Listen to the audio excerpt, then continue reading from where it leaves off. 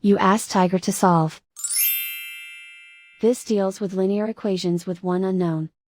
The final result is p equals 3/2. Let's solve it step by step. Isolate the p. Multiply both sides by inverse fraction 2/-1.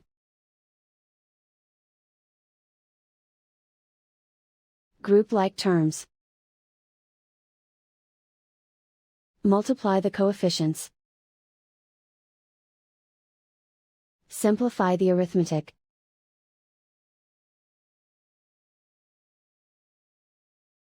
Multiply the fractions.